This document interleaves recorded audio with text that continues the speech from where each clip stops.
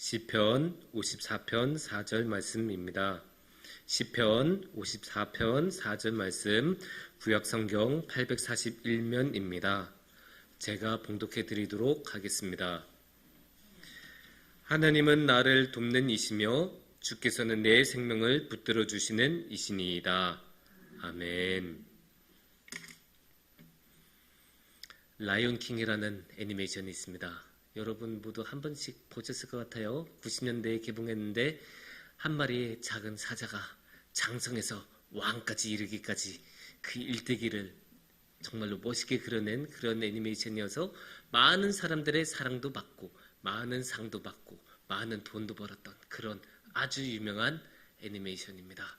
이 애니메이션은 여러 가지로 이제 인상적이고 칭찬도 많이 받고 평단에도 아주 좋은 평가를 받았는데 그 중에 하나가 처음 시작하는 오프닝 씬입니다.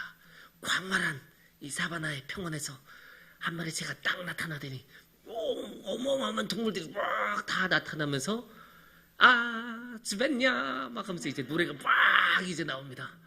그러면서 이제 그 노래가 나오는데 이 오프닝 그 노래가 기가 막힙니다. 그래서 이제 나오는데 그 노래의 제목이 Circle of Life라고 영어로 이렇게 나오는데 이거를 번역하면 대충 생명의 고리 아니면 생명의 순환 정도로 번역을 해볼 수 있을 것입니다. 그래서 이제 아이가 막 태어나서 이제 하는 그런 장면이다 보니까 생명의 순환에 잘 어울리죠. 이제 태어나는 순간이니까 우리가 생명의 순환하면 자주 떠오르는 게 무엇입니까? 이제 죽음과 탄생 아닙니까? 우리 모든 사람들, 모든 생물들은 이 두 개의 양극 사이에 있죠. 이 죽음과 이 탄생이라는 고리 안에 우리 모두 다 있습니다.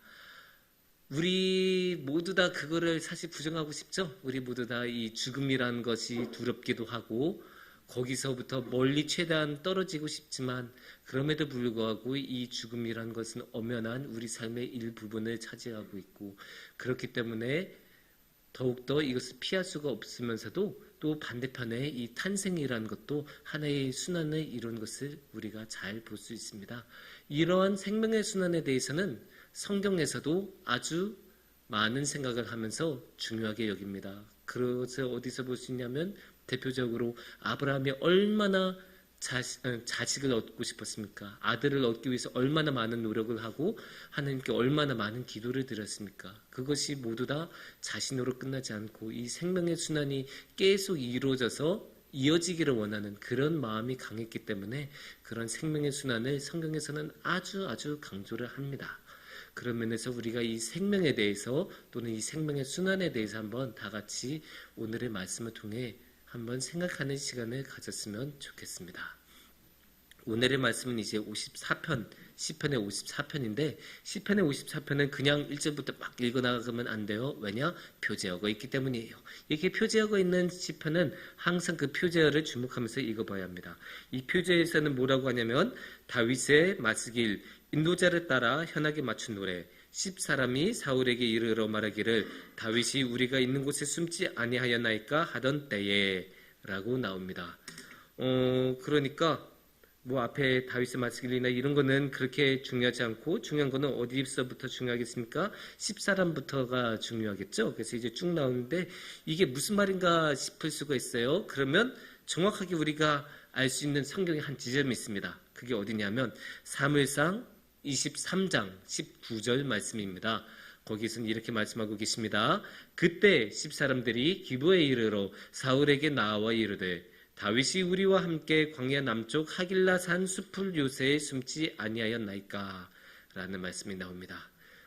다윗이 사울 왕한테 쫓겨다닌 거는 우리 모두 알잖아요. 그래서 이게 쫓겨다니면서 여기저기 막 숨어 다니고 도망 다니고 막 그런데 그리고 이제 사울은 열심히 다윗 어딨어 하면서 쫓아다니던 그때 이제 10사람들이 사울한테 와서 저기 있는데요. 저기 우리하고 같이 있었는데요. 라고 말을 하는 거예요. 그런 상황이면 다윗의 입장에서는 그게 얼마나 마음이 격정적이겠습니까? 이게 쉽게 말해서 뭡니까? 밀고 아니에요. 밀고 아주 쉽게 말하면 저기 저 있어요. 이런 밀고는 사실 우리가 뭐 역사에서 너무나 많이 자주 보이죠. 이제 유대인들 숨겨놨을 때 저기 유대인들 있어요 말하는 것부터 저기 독립투사들 저기 숨어 있어요 막 이런 이야기들 너무나 많잖아요. 그런 이야기처럼 다윗의 이야기에도 있는 거예요. 다윗이 숨어 있는데 저기 다윗이 있습니다. 그렇게 밀고를 당하니까 다윗은 너무 마음이 힘들었겠죠. 쉽게 말해서 배신당한 거고 밀고를 당한 거고 그런 감정적인 것을 떠나서 이제 그 결과 어떻게 되겠습니까? 그 밀고의 결과 사울이 쫓아올 것 아니에요. 사울이 이제 와서 자신의 목숨을 노리고 자신에게 다가올 것 아닙니까? 그러니까 얼마나 위급하고 다급한 상황입니까? 저 사람들에 대한 그런 감정 이전에 아이고 이제 정말로 내가 큰일 났다. 내가 이제 지금 뭔가를 해야 되겠구나. 대책을 세워야겠구나. 이것부터 지금 생각이 들고 빨리 도망가야겠다는 생각이 들겠죠. 그럴 때 이제 어떻게 합니까? 다윗은 하나님께 도움을 요청합니다. 그래서 1절 54편 1절을 보면 이렇게 말씀하십니다. 하나님이여 주의 이름으로 나를 구원하시고 주의 힘으로 나를 변호하소서. 이게 하도 너무나 위험하고 급박한 상황이니까 다른 거 제일 게 없어요. 그냥 무조건 하나님 보는 거예요. 하나님 도와주세요. 저를 지켜주세요. 변호해주세요. 제가 누구에게 의지하겠습니까? 이렇게 말을 하는 거예요. 그러면서 추가적으로 하는 말씀이 오늘의 4절 말씀이에요. 4절 말씀에서는 이렇게 말씀하십니다. 하나님은 나를 돕는 이시며 주께서는 내 생명을 붙들어 주시는 이시니이다. 예, 우리가 여기서 생각해 봐야 되는 게 다윗이 지금 하나님께 도와달라고 하잖아요. 아무한테나 도와달라고 한 게 아니에요. 자신의 병사들한테 도와달라고 한 거 아니에요. 자신의 부인한테 도와달라고 한 거 아니에요. 누구한테? 하나님한테. 왜냐? 하나님은 도와주실 수 있는 분이니까.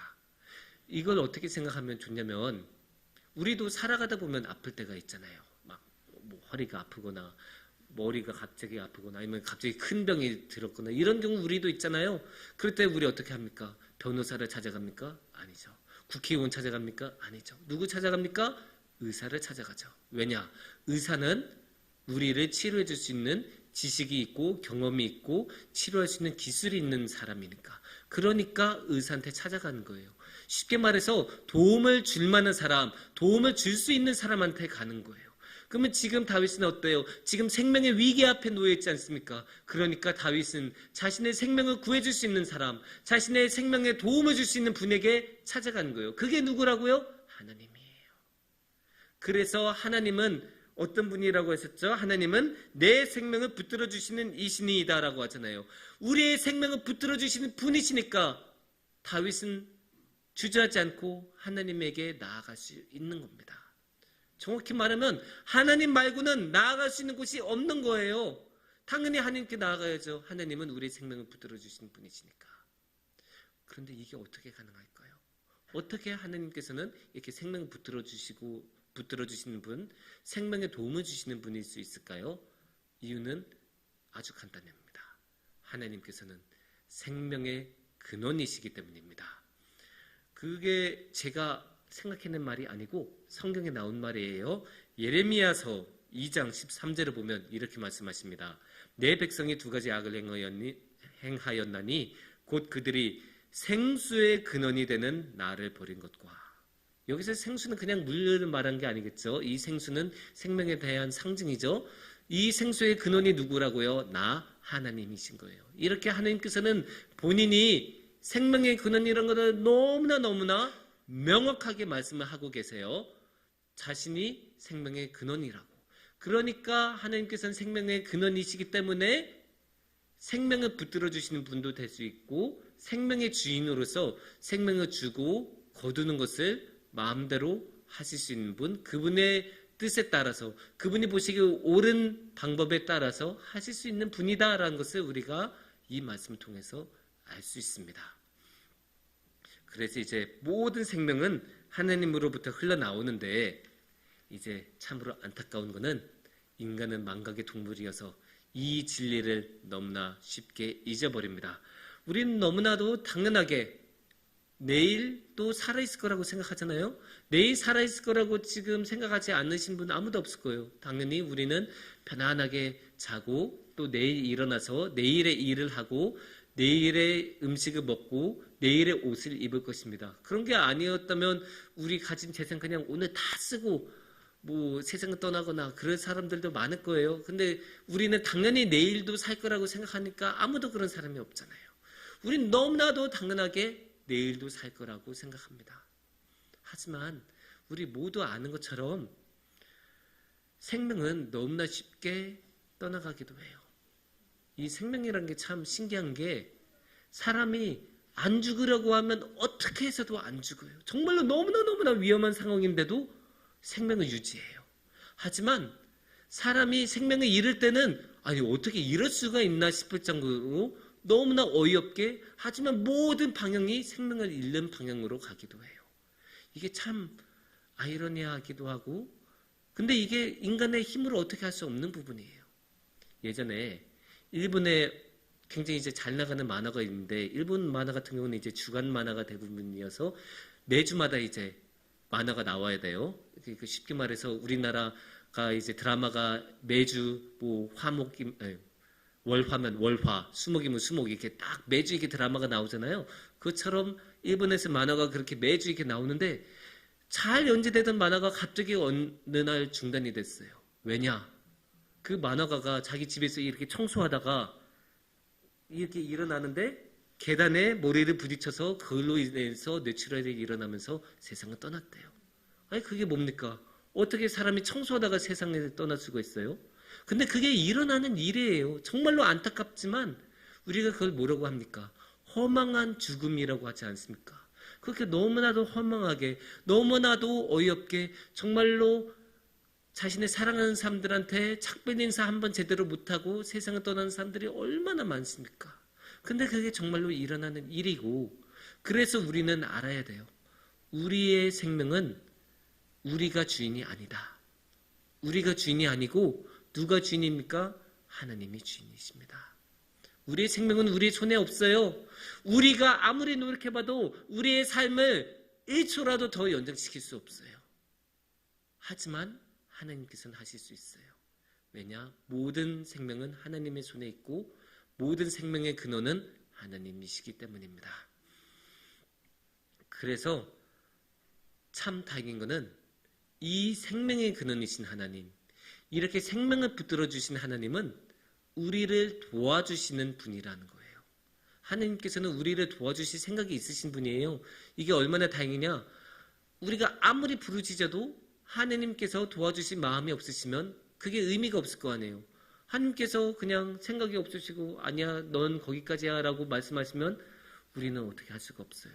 하지만 하나님께서는 우리가 도와달라고 하면 도와주시는 분입니다. 우리가 4절 말씀을 다시 한번 보면 이렇게 말씀이 나와요. 하나님은 나를 돕는 이시며 주께서는 내 생명을 붙들어 주시는 이시니이다. 이거는 다윗의 고백이기도 한데 다윗은 뭐라고 말씀하고 계십니까? 하나님은 나를 돕는 이시며 하나님께서는 우리를 도와주신 분이에요. 하나님께서 어디 다윗만 도와주시겠습니까? 하나님은 자신을 사랑하는 사람들, 아니 이 세상에 있는 모든 사람들을 도와주실 준비가 되신 분이시고 우리가 하나님께 나아가고 하나님께 도와달라고 외치고 부르짖으면 능히 우리에게 도움을 주실 분이십니다. 그래서 우리는 항상 주님을 바라보고 주님께 도움을 구하고 주님께 나아가야 합니다.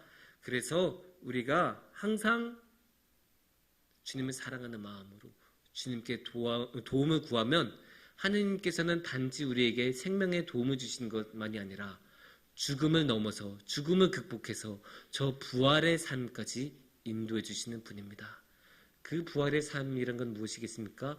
영원한 생명이겠죠. 그래서 하나님께서는 우리에게 영원한 생명을 선물로 주시는 영원한 생명의 근원이신 주이십니다. 사랑하는 성도님들, 우리가 살다 보면 우리도 모르는 사이에 하나님께서 생명의 근원이라는 것을 잊어버리고 우리가 생명의 주인인 것처럼 행동하는 경우가 참 많습니다. 그렇게 되면 어떻게 되겠습니까? 우리가 생명의 주인이니까 우리 마음대로 살고 하나님께 도움을 구할 일이 전혀 없겠죠. 하지만 그렇게 되면 우리는 하나님을 잊어버리고 생명의 근원이신 하나님을 잊어버리고 우리가 원하는 대로만 살겠고 그게 교만의 길로 빠지는 길입니다. 하지만 우리가 그런 교만을 버리고 겸손하게 우리의 생명은 우리에게 있지 않다는 것을 기억하고 그게 우리의 능력으로 되지 않는다는 것을 기억하면서 주님께 도움을 구하고 주님 앞에 무릎 꿇으면서 하나님께 우리의 삶을 맡기면 영원한 생명의 근원이신 하나님은 우리에게 영원한 생명을 허락하실 것입니다. 함께 기도하겠습니다.